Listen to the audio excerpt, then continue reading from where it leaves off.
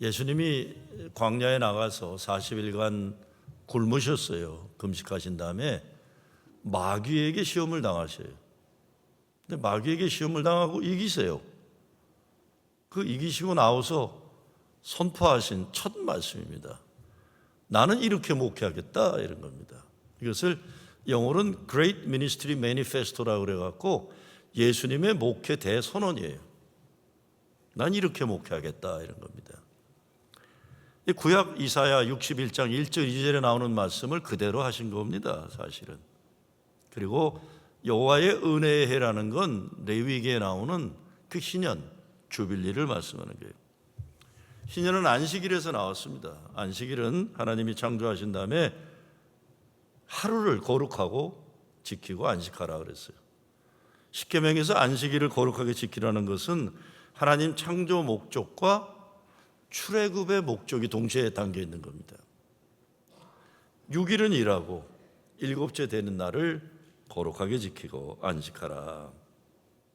근데 이 안식일을 생명을 바쳐서 지키라고 그랬어요. 그런데 유대 민족이 훗날 고백하기를 이렇게 고백합니다. 하나님이 우리에게 안식일을 생명으로 지키라고 명령하셨는데 사실은 안식일이 우리 민족의 생명을 지켜주셨다, 이렇게 고백하게 됩니다. 우리에겐 주일이죠. 주일을 잘 지켰는데 주일이 우리를 지켜줬다, 이런 말씀입니다. 왜 이렇게 하루에 거룩하게 안식하는 건 중요합니까?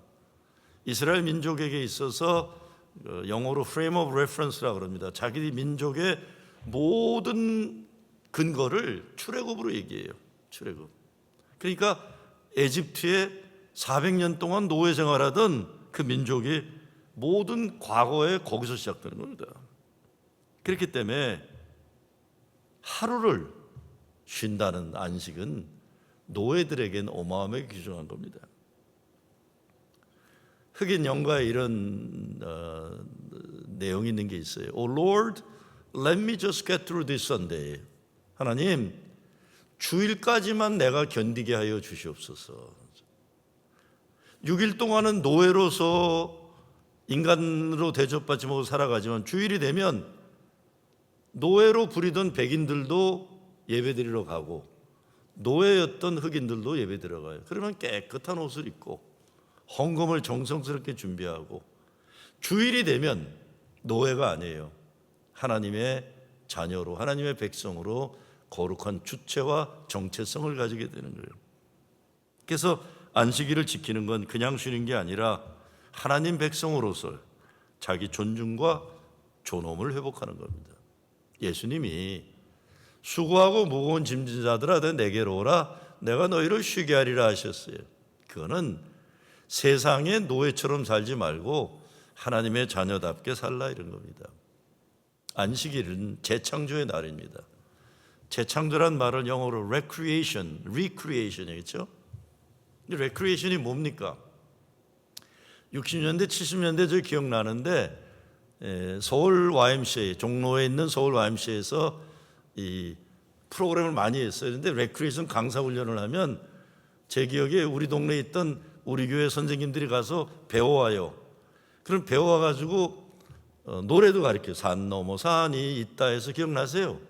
뭐 처음 배우는 노래니까 윤석환인가? 그 사람이 기타 치면서 제일 잘했잖아요. 같은 시대 안 사셨나 어떻게? YMCA 안 가보셨어요? 네. 그러면 뭐예요? 포크 댄스 하잖아. 이야, 여자애들하고 살짝 손도 잡고 지나가고 이 포크 댄스도 하고 그런 거예요. 이 교회만 즐길 수 있는 특권이에요, 그게. 그게 이 레크리에이션의 목적은 하나님 만드신 창조의 세계를 기뻐하고 즐기는 거예요. 그리고 노예처럼 사는 게 아니라 복되고 거룩한 하나님의 허락하신 안식을 누리는 겁니다. 그래서 참 쉼을 통해서 사람이 어떻게 사람이 됩니까? 흙이었던 존재가 하나님의 숨이 나에게 들어오잖아요. 호흡이. 쉼을 통해서 하나님의 숨이 나에게 다시 살아나는 게 이게 레크리에이션이에요. 안식일은 7째 되는 날 쉬는 것이고 안식년은 7년 되는 해 1년을 쉬는 겁니다. 그래서 교수들은 아주 그냥 안식일을 년이 되면 1년씩 탁탁 놀아요. 그리고 목사들도 보면 고범돈 목사들은 막 그냥 1년씩 놀기도 해요. 7년 되는 날. 근데 이 안식년이 7번 되는 77, 49년 지나서 그 다음 해가 희년입니다. 주빌리. 이때가 되면 빚졌던 사람들이 모두 빚이 탕감이 돼요. 이제 너 빚 없다. 다시 시작할 수 있다. 그리고 감옥에 있던 사람들이 집에 가라. 그래서 고향으로 돌아와서 모든 인간이 희년이 되는 해에는 새롭게 시작할 수 있는 삶의 기회가 주어지는 겁니다. 그런데 희년이 실제적으로 역사에서 이루어진 적은 없어요. 진정한 성경적 희년은 구약을 모두 공유하는 개신교나 캐톨릭에서도 이루어진 적 없고, 유대교에서도 이루어진 적이 없고, 모슬렘에서도 이루어진 적이 없고, 다 구약 말씀을 성경으로 가지고 있으면서도 실제적으로 총체적인 신년은 이루어진 적이 없어요. 그런데 예수님이 이게 내 목회 방침이다 선언하시는 거예요.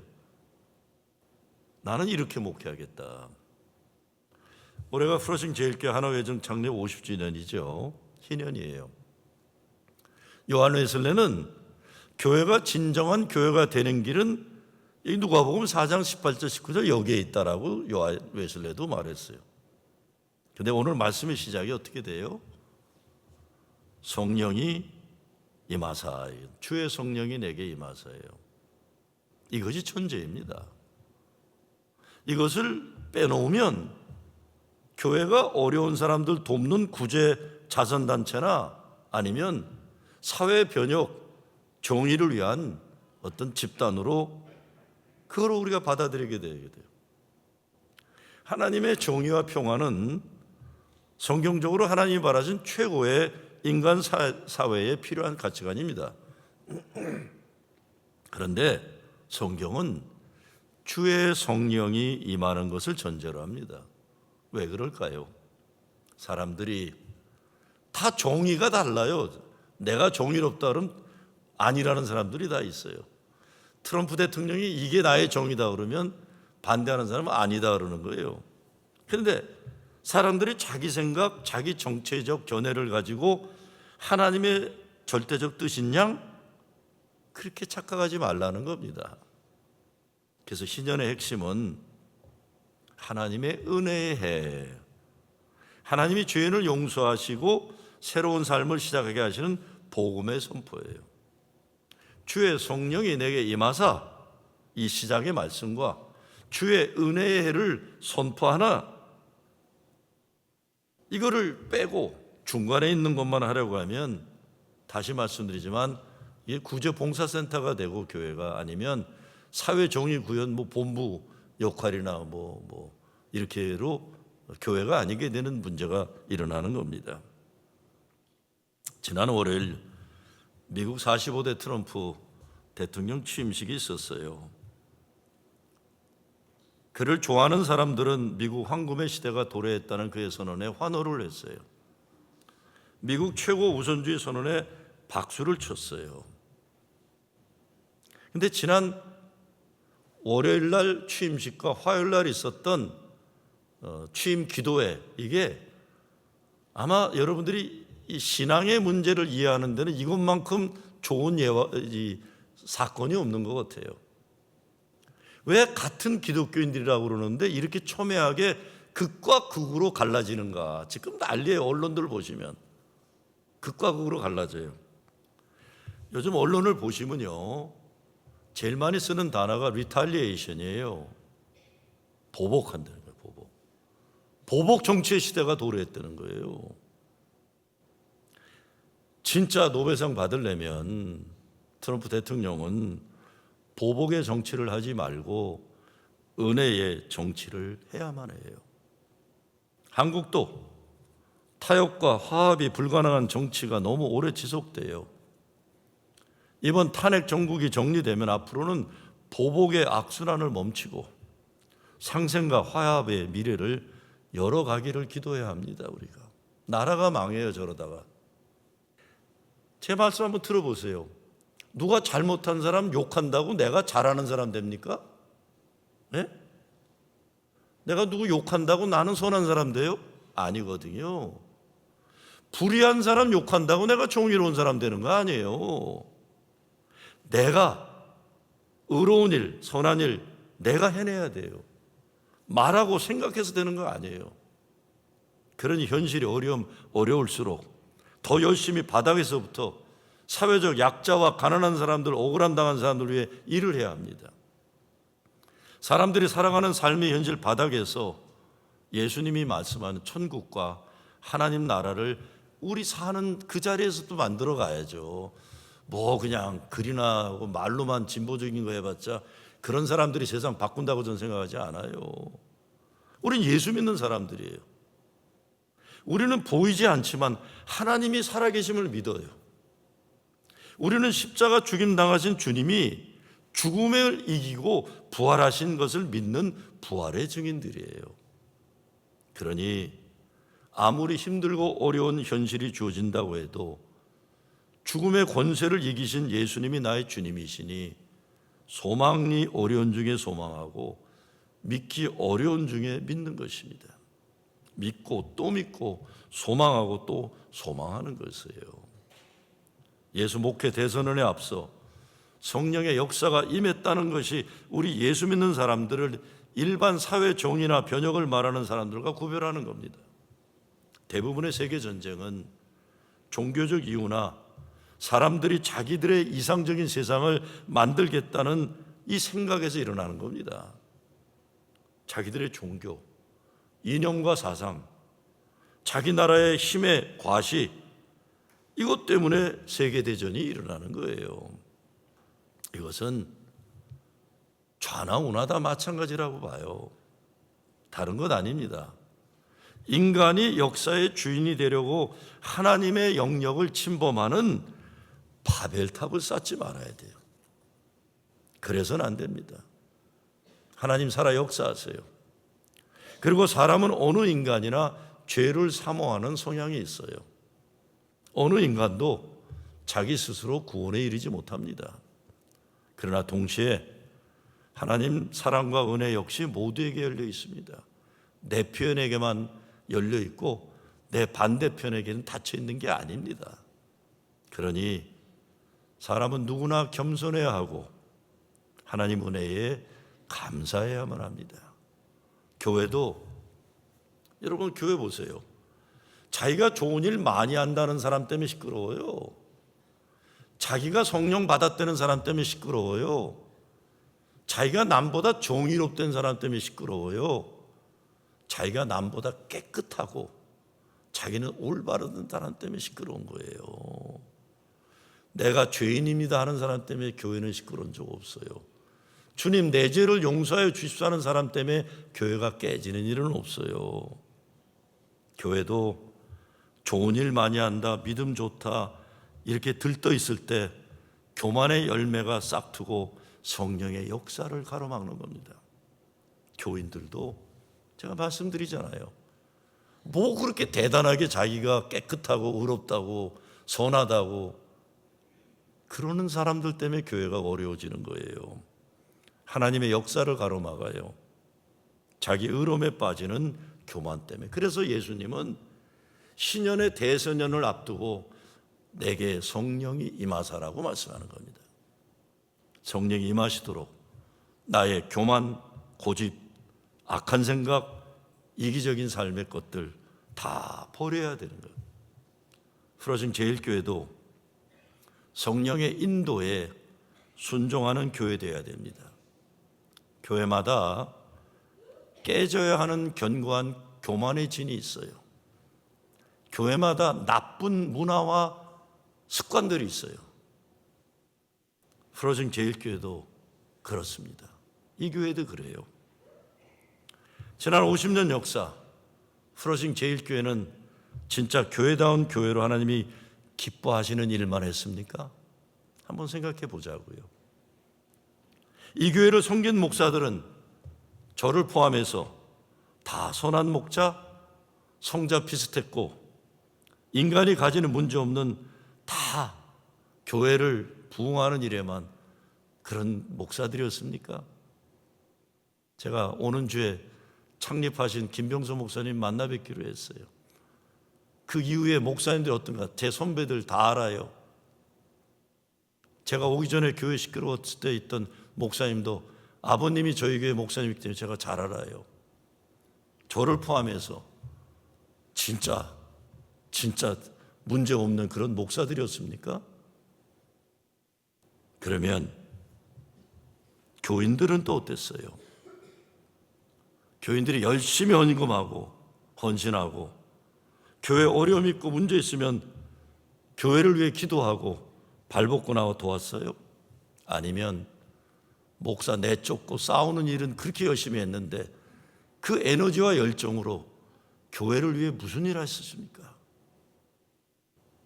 눈이 많이 오면 교인들이 교회 와서 눈도 같이 쳐주고, 비가 많이 와서 지하실에 홍수가 나서 다 난리가 나면 와서 물도 같이 퍼내고, 그렇게 온 마음과 마음으로 이 교회를 헌신했습니까? 예배를 신령과 진정으로 드렸습니까?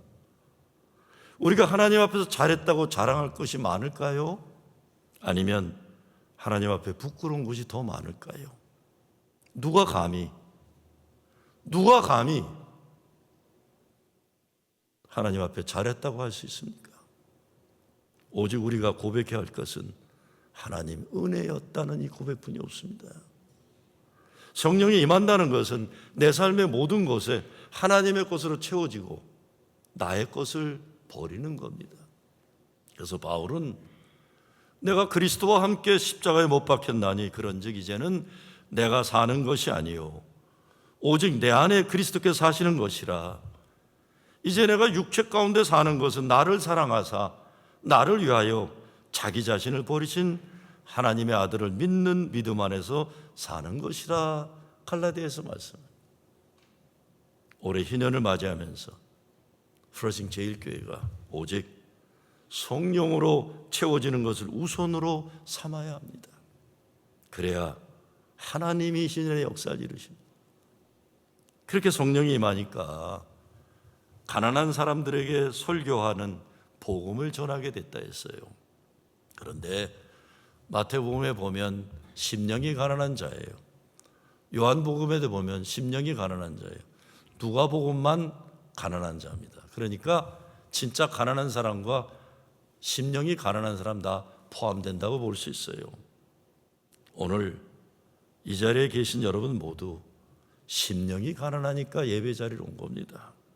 그런데 교회 오래 다니고 보면 어떻게 됩니까? 심령이 부자가 되는 사람들이 많아져요. 그래서 교회를 귀하게 여길 줄 몰라요. 감사와 기쁨이 없어요. 자기 알아주기만 바래요. 그래서 못된 짓 하면서도 알아주기 바라고 잘한 짓 하면서도 알아주기를 바라는 거예요. 인간의 심리가. 하나님 말씀 귀한 줄 모르게 되고 은혜 받는 마음이 잃어버리게 되는 위험에 빠지는 겁니다. 제 친구가 FDIC라고 은행 관리 거기 좀 높은 자리에 있었어요. 그래서 오래전에 조지아 남부에 은행 부실한 은행들 문 닫는 것 때문에 한 2년 가 있었어요. 그 2년 가 있다가 시카고 돌아와서 그러더라고요. 그냥 상식적인 교회에 다닌다는 게 얼마나 중요하고 축복인지 몰랐어. 그래서 왜? 그랬더니 자기 가 있는 동네는 2시간 내에 교회가 딱 하나밖에 없대요. 한인교회. 그래서 거기까지 가는 거예요. 그런데 저한테 그렇게 얘기하더라고요. 야, 너네 목사들은 어떻게 이렇게 사람 마음을 모르냐? 그래서 왜? 그 동네 사람들이 주로 플리마켓이라는 거 아시나 모르겠어요. 금요일, 토요일, 주말, 주일 되면 뭐 목걸이도 팔고 이것도 팔고 저것도. 그래서 짐 싸들고 다니면서 플리마켓을 다녀야 돼요, 여기저기. 이게 주일날 교회를 못 와요. 그런데 뭐 땡스기빙이 된다든가 크리스마스가 된다든가 이러면 대목인 걸 포기하고 돈 버는 걸 포기하고 가족들과 예배 드리기 위해서 그때 되면 플리마켓 하는 사람들이 교회 예배 드리러 온대요. 그러면 그 목사가 이때다 그러고 그 주일만 되면 주일 성수 안 하면 천국 못 간다고 난리 친대요.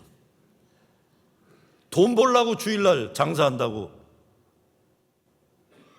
여러분 보세요. 그분들은 돈 벌라고 주일날 예배 못 드리는 게 얼마나 미안하겠어요. 그렇죠? 그래서 주일날 교회 와요. 그러면 오는 날이 장날이라고 이 목사는 주일 성수 안 하면 지옥 간다고 야단을 치는 거예요. 제 친구가 그래요. 야, 니네 목사들은 그렇게 사람 마음을 모르냐. 그런 교회를 다니다가 시카고를 돌아왔어요. 전에는 수백 개 되는 교회가 있으니까 내가 원하는 교회 내 마음대로 찾아가는 그걸 당연하게 얘기했는데 그런 교회를 다니다가 와서는 얼마나 열심히 감사하고 기뻐하면서 신앙생활하는지 몰라요. 가난한 심령이 되니까. 근데 교회 오래 다닌 분들 심령이 아직도 가난합니까? 아직도 가난해요? 예수님은 성령이 내게 임하사 가난한 자에게 복음을 전하게 하신다 그랬어요. 그리고 이게 여러분 잘 들어보세요. 예수님은 가난한 자에게 돈 주라 하지 않으셨어요. 가난한 사람을 불쌍히 여기라 하지 않으셨어요. 가난한 사람을 하나님 나라의 주인으로 존중하고 예배의 존엄을 가지도록 해주라는 겁니다. 대상이 아니에요. 예수님 제자 가운데 가난한 사람을 가장 많이 생각하는 사람, 그리고 예수님 제자 가운데 사회 정의를 가장 많이 생각하는 제자가 누구였어요? 이게 가룟 유다였어요. 예수님이 가난한 사람을 가장 중요하게 여긴다고 했던 가룟 유다에게 예수님이 뭐라고 하셨어요? 이거 도둑놈이다 그랬어요. 저 자식 저거 도둑놈이다 그랬어요. 왜? 가룟 유다가 돈 관리하는 사람이었어요. 결정적으로 예수님이 마리아라고 생각하죠. 예수님 발 앞에 향유가 담긴 옥합을 깨트렸어요. 그 여자가 그 향유를 가지고 예수님 발을 닦아줬어요. 그때 가룟 유다가 뭐라고 합니까? 어이구 저거 아까워 그랬어요. 저거 팔면 3만 불 4만 불 나와서 가난한 사람들에게 많이 배불리게 먹게 해줄 텐데 저게 아까워 해서. 그런데 예수님이 뭐라고 합니까? 이 여자를 탓하지 마라.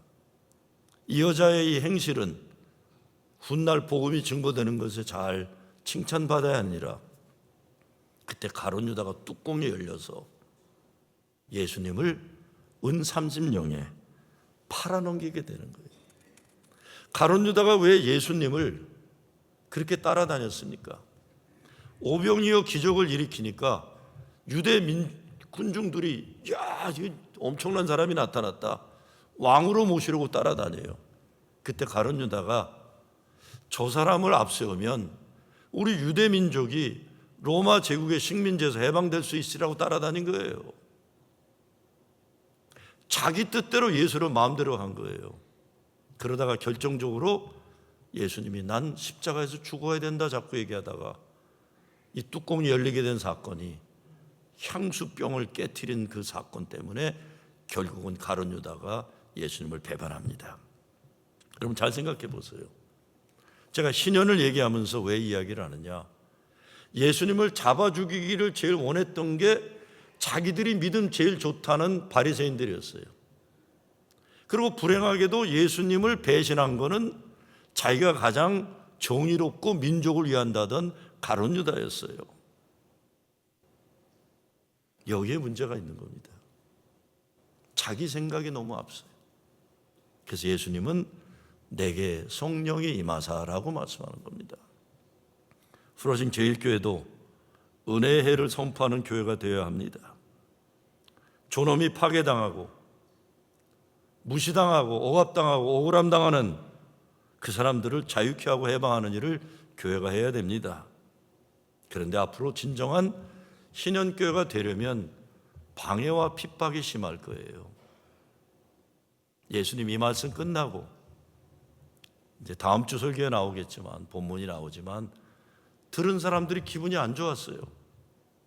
기분이 안 좋다가 결정적으로 26절인가 넘어가면 예수를 죽이려고 동네 바깥으로 끌어가서 낭떠러지에서 밀어뜨리려고 하는 사건이 일어납니다. 다음 주에 나올 사건이에요, 본문에. 예수님이 신년을 선포하니까 죽이려고 사람들이 달려들었다는 겁니다. 우리 교회도 진정 예수님이 말씀하시는 신년교회가 되고 하면 여러 종류의 협박과 핍박과 모함을 받은 그런 일이 앞에 있을 겁니다. 그런데 21절에 보면 이렇게 말씀하세요. 이 글이 오늘 너의 귀에 응하였느니라. 영어로 보면 Today this scripture is fulfilled in your hearing. 그렇게 되어 있어요. 지금 이 말씀을 듣는 순간 이루어졌다. 믿음은 바라는 것들의 실상이요 보이지 않는 것들의 증거라고 했어요. 주님의 말씀을 듣는 순간 이루어지는 거예요. 그래서 오늘 본문을 듣는 순간 저와 여러분 그리고 여러분의 가정과 우리 교회에 신년은 이미 임했다고 예수님은 말씀하고 계십니다. 이제 예수님 말씀 들었으면 믿고 지금 이루어진 것처럼 사는 겁니다. 2025년 신년의 해 여러분의 삶에 성령이 충만하고 은혜가 가득하기를 주의 이름으로 축원합니다.